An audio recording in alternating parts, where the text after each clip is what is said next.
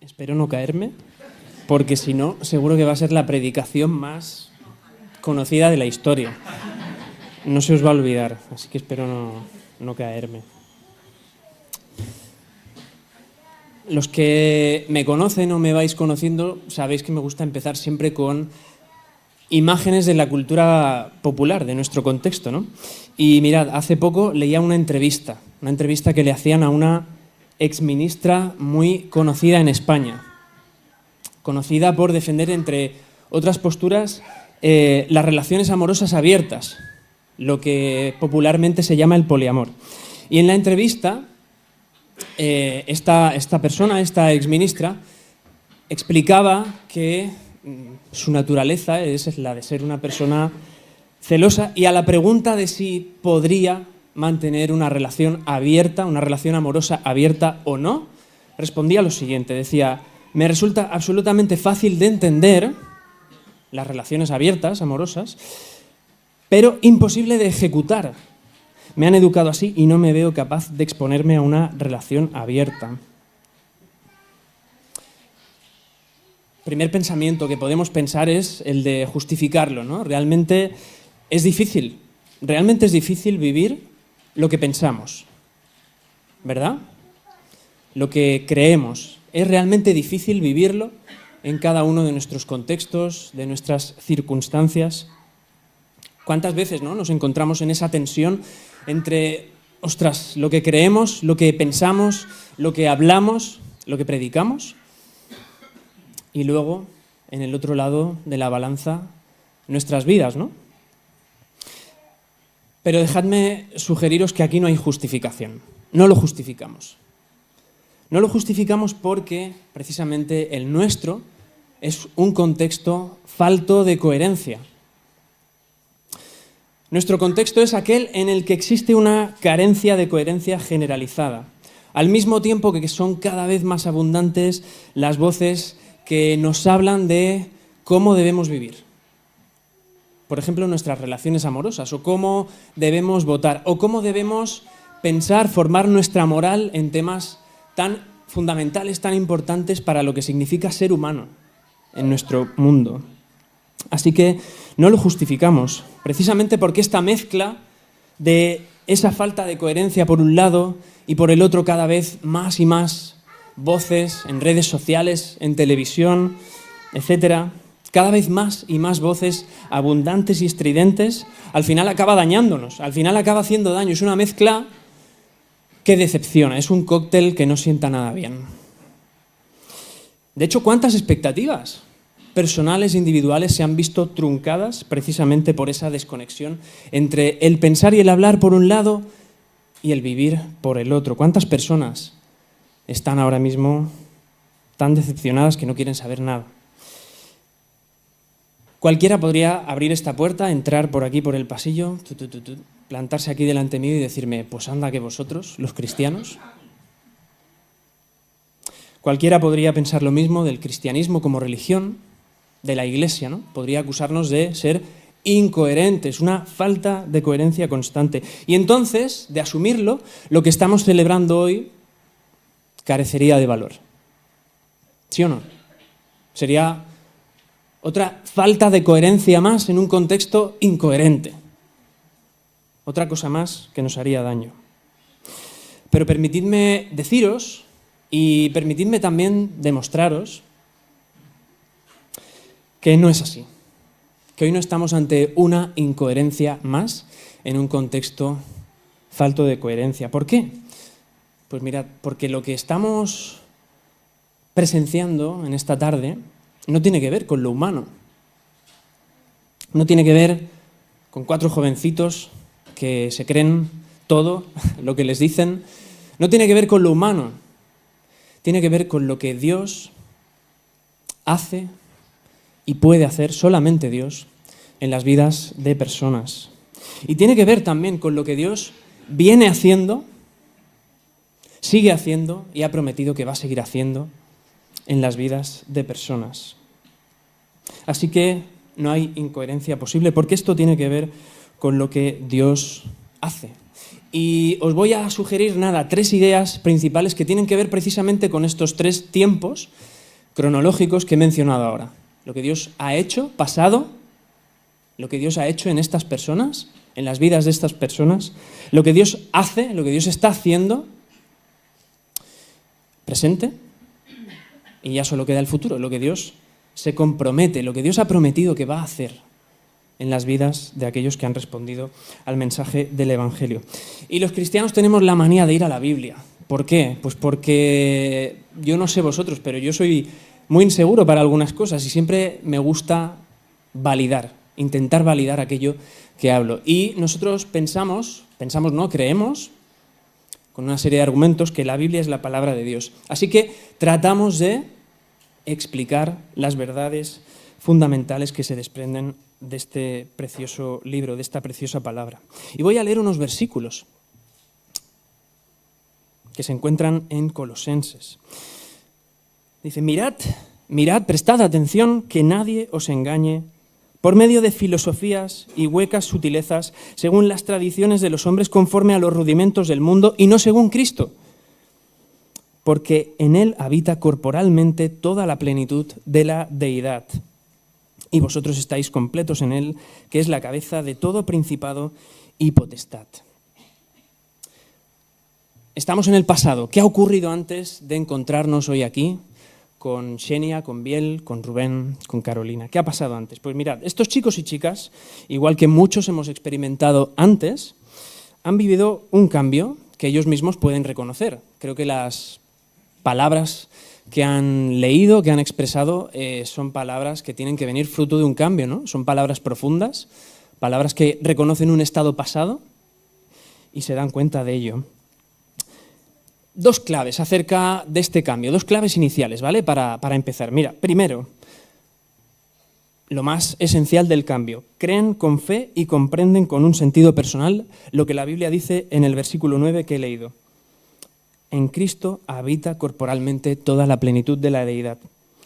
Es una forma de decir que Jesús es el Hijo de Dios, completamente humano y completamente divino, y que se ha acercado a nosotros para salvarnos. Y aquí está la segunda clave de entrada, ¿para salvarnos de qué? ¿De qué necesitan estos chicos que han nacido en un contexto acomodado como muchos de nosotros, que prácticamente desde que hemos nacido lo tenemos todo, ¿no? Todo lo que necesitamos. ¿De qué necesitan salvación? Pues mirad, versículo 8. Filosofías y huecas sutilezas.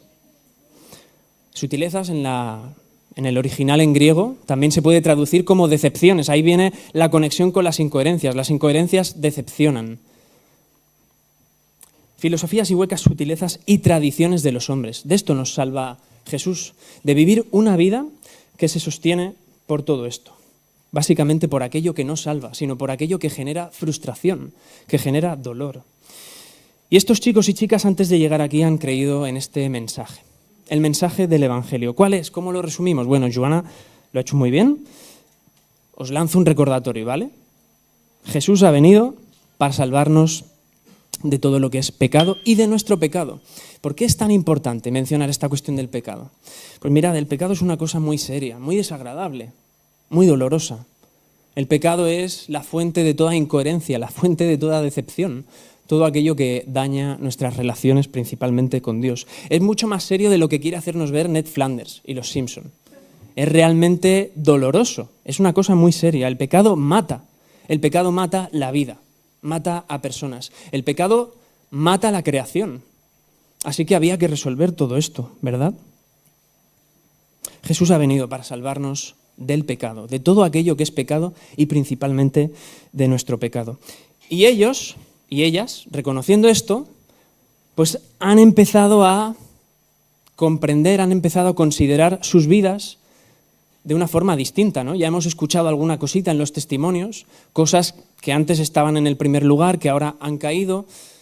Bueno, una reconsideración, ¿no? Una forma distinta de ver la vida. Podríamos decir con el versículo 10 dice que Cristo ahora es la cabeza. Podríamos decir que ellos ahora pueden empezar a ser coherentes con aquello que creen. Pueden empezar a vivir una vida que es coherente con aquello que creen. Pero ¿cómo ha ocurrido todo esto? ¿Qué ha pasado aquí? ¿Qué pasa? ¿Que Xenia, Rubén, Biel y Carolina son mejores que cualquier joven de 17, 18, 19 años? Son esas edades, ¿no? ¿Sí? Vale. ¿Son mejores? ¿Hay algo distinto en ellos? ¿Hay algo distinto en mí? ¿A cada uno de vosotros? No. Para nada. Y aquí es donde viene la intervención de Dios. Por eso, no estáis ante otra incoherencia más en un contexto plagado de incoherencias. Aquí es donde viene la intervención de Dios, para que ellos estén aquí hoy dando testimonio como han hablado y luego como van a hacer en el bautismo. El Espíritu Santo ha hecho algo en sus corazones. Cuando los cristianos hablamos de corazón nos referimos no al órgano vital, sino a la esencia de la persona, a ese conjunto de deseos y de voluntades que forman lo que es básico en la persona, o sea, a lo más íntimo de la persona. Cuando hablamos de corazón nos referimos a eso. Y ahí es donde ¡pap!, ha intervenido Dios en la figura del Espíritu Santo. Ha hecho un cambio. ¿Qué cambio? Versículo 11. La circuncisión de Cristo. Uy, esto suena mal. La circuncisión de Cristo. Esto suena que duele.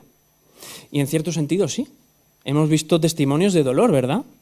Hemos visto testimonios de llegar a límites, de presión, de encontrarse saturado, de no tener paz. Todas esas cosas son desagradables. Pero tranquilos que no les hemos puesto un dedo encima, ¿eh? No llevan ninguna marca corporal.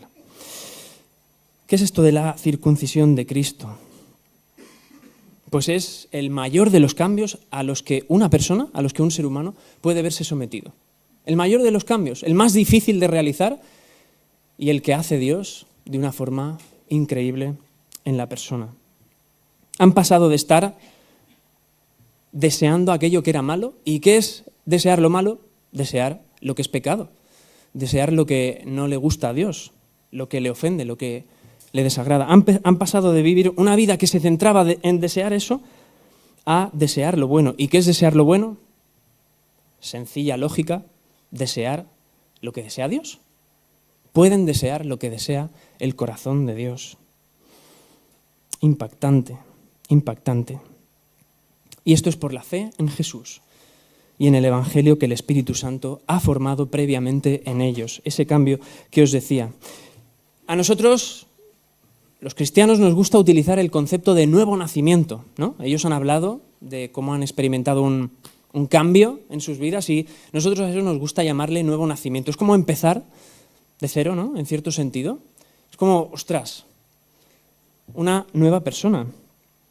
El palabrejo teológico es regeneración. Esto, lanzarlo a la papelera de vuestro software o de hardware, no sé, de informática. ¿Qué pasa aquí? Que aunque siguen siendo las mismas personas, ¿no? Yo los he saludado esta mañana, los saludé hace un mes. Los que los conocéis de hace más tiempo, pues los habéis visto en todos esos años que ellos mencionaban de atrás y los veis y decís, ostras, pero si siguen siendo los mismos, ¿no? Sí, siguen siendo las mismas personas, pero no. Son nuevas personas. Y entendemos que esto se va a reflejar cada vez más en sus vidas. Cada vez va a ser más perceptible, más visible en sus vidas, que son nuevas personas, que han nacido de nuevo, que ha habido un cambio drástico y dramático para bien en ellos. ¿Y cómo lo vamos a percibir? Pues en sus actitudes y sobre todo en que van a desear lo que Dios desea. Una vida que se marca por buscar lo que Dios desea se distingue del resto. Necesariamente se distingue del resto. Si Jesús es la cabeza de todo, dice el versículo 10, hoy damos también testimonio de que lo es de Xenia, de Carolina, de Rubén y de Biel. Y esto no es un concepto abstracto. Jesús va a ser la cabeza de ellos en sus vidas. Y esto vamos a poder verlo. Esto sería el pasado. Han hablado de un proceso, alguno mencionaba la cuestión de relación, prácticamente encontrarte en un proceso ya que no puedes seguir adelante. Esto es lo que ha pasado antes, ¿no? Quizás dices, ostras, pero si todo esto ha pasado antes, ¿para qué me habéis invitado hoy, no? Haberme invitado a eso del día de la regeneración. Estoy de broma, ¿eh? No existe tal día. No celebramos ese día. ¿Qué es lo que pasa hoy? ¿Qué hacemos aquí? Estaba describiendo un proceso espiritual muy profundo, muy imperceptible, para nuestra vista, pero muy profundo, con cambios, como digo, drásticos y dramáticos en la vida de la persona. El bautismo ya lo ha realizado en cierto sentido, en un sentido espiritual, simbólico, el Espíritu Santo en ellos. Ha habido un cambio en sus corazones. Y hoy, con este acto, lo que estamos haciendo es dar testimonio de ello. Es como lanzar ese anuncio. Os pongo una ilustración, ¿vale? Una imagen, a ver si se nos queda así a todos. Mirad, es como si alguien te coge, te sienta en una butaca, te pone un vídeo de cómo tiempo atrás, no sabemos cuánto tiempo atrás, pero en un quirófano había una persona ahí tumbada en la mesa del quirófano, muriéndose, muriéndose. Esa persona iba a morirse, sí o sí. Y de repente llega el médico, saca el desfibrilador, ¡pa!, le pega la reanimación y le da la vida. Y tú estás ahí en la butaca viendo lo que ha pasado antes y ahora tienes a la persona a tu lado que te ha puesto el vídeo diciéndote, mira, esto es lo que me ha pasado. ¿Lo entendemos? ¿Sí? Pues eso es lo que ha pasado. Eso es lo que ha pasado. Teníamos a 4 jóvenes que son preciosos y valiosos para Dios, igual que cualquier persona, por cierto, preciosos y valiosos para Dios, pero que estaban muertos. Estaban muertos, caminaban hacia la muerte. Ya os he dicho que el pecado lo mata todo, lo mata todo. Es malísimo, es dañino. Y ellos han recibido esa vida, han recibido esa salvación que solamente Jesús ofrece. Pero quizás dices, ostras, Jonathan, me estás hablando en unos términos demasiado drásticos, me incomodas. Hablar de muerte, vida, lo siento, no es mi intención incomodar a nadie, pero no hablo yo, es la Biblia la que habla en estos términos. Mirad lo que dice el versículo 12, sepultados con Él, con Jesús en el bautismo, en el cual fuisteis también resucitados con Él mediante la fe en el poder de Dios que le levantó de los muertos. No me estoy inventando nada, no hablo de muerte y de vida porque quiera asustaros. Hablo de muerte y de vida porque es el mensaje que tiene Dios para deciros. De forma representativa, ¿qué es lo que pasa hoy? Pues mirad, cuando van a ser sumergidos, cuando somos sumergidos en el agua del bautismo, esto refleja la muerte de Jesús en la cruz. Y la muerte que sufre, como ya ha dicho bien Joana, en nuestro lugar. Nosotros teníamos que estar ahí. Es la muerte que Jesús sufre por nuestro pecado. Y cuando emergemos del agua, esto que simboliza, pues la resurrección que el mismo Jesús ha realizado para que el pecado y la muerte sean vencidos, para que ya no tengan la última palabra, para que sean derrotados. Y para darnos esperanza de resurrección también a nosotros. Y esto es muy importante también, porque de esta misma esperanza están dando ellos testimonio esta tarde. Por la fe que tienen en Jesús, ellos esperan que Dios les resucite de los muertos para vivir eternamente en su presencia. Esto es algo grande, es algo impactante. Esperan la resurrección, esperan una vida en la presencia perfecta de Dios. Esto es pasar de muerte a vida. Así que técnicamente, a nivel espiritual, hoy no ocurre nada, ¿vale? Pero lo que estamos haciendo es importante por 2 aspectos, que os lanzo el recordatorio. Primero, porque obedeciendo el mandamiento de Jesús, Jesús a sus discípulos les dice que se bauticen y que bauticen a otros en el nombre del Padre, del Hijo y del Espíritu Santo. Al obedecer esto, estos chicos y chicas ya están dando un testimonio de que realmente desean lo que Dios desea. Desean lo que el Señor desea. Quieren obedecer el mandato de Cristo, dando este testimonio. Así que ya podemos entender esto como que algo ha cambiado en ellos. Si no, no estarían aquí, ¿no? Si no dirían, bueno, ¿por qué hacerlo? Algo ha cambiado en ellos, quieren obedecer. Segundo, por medio del simbolismo que representa este bautismo, sumergiéndose en el agua, emergiendo después de la misma, lo que nos están dejando a todos es un testimonio, una declaración de esa obra que ya se ha producido antes en ellos, que el Espíritu Santo ha hecho en ellos, esa obra por la cual han pasado de muerte a vida, han recibido la vida. ¿Qué debemos esperar a partir de ahora, no? Hemos visto el pasado, vemos el presente, ¿y ahora qué? ¿Qué es lo que viene ahora? ¿Qué debemos esperar? ¿Es que van a dejar los estudios? ¿Es que van a convertirse en unos antisociales? ¿No los vamos a reconocer? No, la respuesta es que no os asustéis. De hecho, cuando preparaba el mensaje pensaba que, bueno, creo que sois chicos y chicas muy cercanos a vuestras familias y a vuestros amigos también. Y creo que podemos seguir esperando eso de ellos, que tengan esa cercanía, ¿no?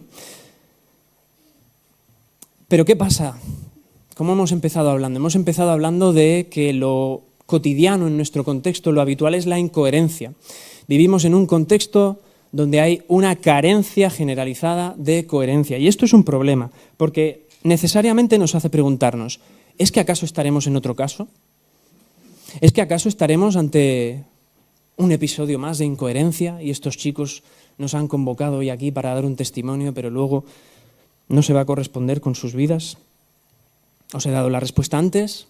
Es que no, precisamente porque esto no tiene que ver con lo humano, no tiene que ver con capacidades que ellos tengan o no, tiene que ver con lo que Dios ha hecho en sus corazones, con lo que Dios está haciendo en cada momento de su vida y con lo que Dios se ha comprometido para hacer. Y de esto, dejadme hacer un brevísimo paréntesis, de esto también damos testimonio nosotros como iglesia, como la Iglesia Libertad. Damos testimonio de que estos chicos han comprendido con una fe sincera el Evangelio de Jesucristo, y hablo especialmente a los miembros de la Iglesia.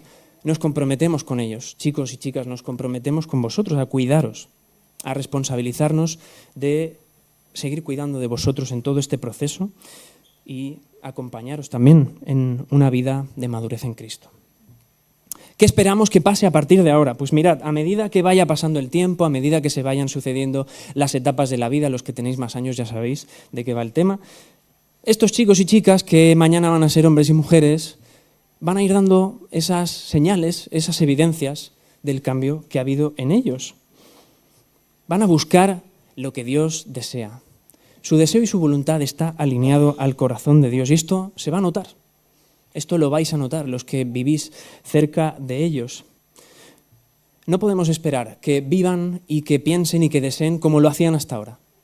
No podemos esperar eso. Podemos esperar actitudes, decisiones, cambios específicos y concretos en su vida, en sus personas, que muestren esa evidencia de lo que Cristo ha hecho. ¿Por qué? ¿Por qué podemos confiar en esto? ¿Por qué? Ya hemos dicho que han recibido algo tan importante como la vida, ¿no? Estando muertos han sido con el desfibrilador. Gracias. Han recibido la vida. Esto es algo muy fuerte, ¿no? Esto es algo realmente increíble. Han pasado de muerte a vida. Todos esos testimonios ahí en internet, ¿no? De personas que casi fallecen, pero al final no, y luego, bueno, han visto la luz al final del túnel, etcétera, ¿no? Han pasado de muerte a vida. Esto es un cambio drástico. Van a buscar desear lo que su Salvador desea, lo que su buen y fiel médico quiere para sus vidas. Pero es que además de haber recibido la vida, se saben perdonados. Mirad lo que dice el versículo 13, y a vosotros, estando muertos en pecados, os dio vida juntamente con Él, perdonándoos todos los pecados. ¡Qué fuerte! ¿Veis la importancia que tiene el perdón para pasar de muerte a vida? Lo fundamental que es el perdón con la nueva vida. No se puede estar vivo sin saberse perdonado por Dios en este sentido. Y ellos se saben perdonados. Y aquí estamos ante una cosa mucho más grande que el perdón cotidiano que experimentamos en nuestros rifirrafes, en nuestras relaciones, cuando le hacemos daño a alguien, a quien tenemos cerca.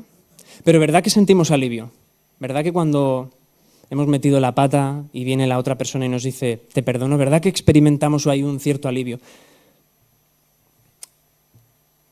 Pues estamos ante una causa mucho mayor. Mirad, la Biblia dice que nosotros no es que le hayamos hecho algo puntual a Dios, no es que le hayamos molestado de forma puntual. La Biblia dice que somos enemigos de Dios, que venimos a este mundo, cada uno de nosotros siendo enemigos, en ese estado, estando enemistados contra Dios. ¡Qué fuerte! ¿Te consideras un enemigo o enemiga de Dios? Siendo enemigos del Dios eterno y vivo, creador de todo lo que existe y también de nuestras vidas. Todos fallamos, todos pecamos inevitablemente. Así que, ¿quién no quiere sentir alivio al saberse perdonado y ya no por un fallo en concreto, por una decepción causada a una persona cercana en concreto? ¿Quién no quiere sentir el alivio de sentirse perdonado con el Dios Santo que no tolera el pecado? ¿Quién no quiere sentir ese alivio? ¿Quién no quiere saberse perdonado? Estos chicos y chicas están hoy aquí porque se saben perdonados, y vivir esta vida con esa seguridad, dejadme deciros, es la única forma de soportar la agonía que es a veces esta vida. Vivir esta vida con este perdón, con el perdón que ofrece Cristo, es la única forma de soportar esta agonía que es a veces la vida, este dolor, esta decepción constantes y esta falta de coherencia que tanto daño nos hace, que tanto nos frustra. La única forma. Concluyo. Os estoy dando la chapa con las incoherencias, pero ahí va la bomba final, ¿vale? Hay una incoherencia que necesitas. ¡Ah! Pero ¿cómo puede ser, no? Hay una falta de coherencia que necesitas. Solo hay una incoherencia que podemos permitirnos y que realmente necesitamos, y es la incoherencia del Evangelio. Y pongo las comillas al aire, para los que no me habéis visto, porque realmente no es una incoherencia, es el punto clave del plan de salvación de Dios. Pero a nosotros como humanos, como seres humanos, nuestra lógica nos parece incoherente. ¿Por qué? Mirad, el justo, el inocente, Jesucristo muriendo en la cruz, soportando todo el dolor y el sufrimiento de un pecado que no era suyo, que Él no había hecho, sino que era nuestro. El que es completamente Dios, completamente hombre, cumpliendo nuestra condena y ocupando el lugar en un instrumento de tortura y de muerte que nos correspondía a nosotros. Nosotros teníamos que estar allí. Nosotros tendríamos que haber estado clavados allí. Y todo por amor. Dice la Biblia que de tal manera ha amado Dios al mundo que ha enviado a Jesús para que todos los que creen en Él tengan vida. No se pierdan en la muerte, no mueran, sino que tengan vida. Déjame preguntarte algo a nivel personal. ¿Esto te dice algo a ti?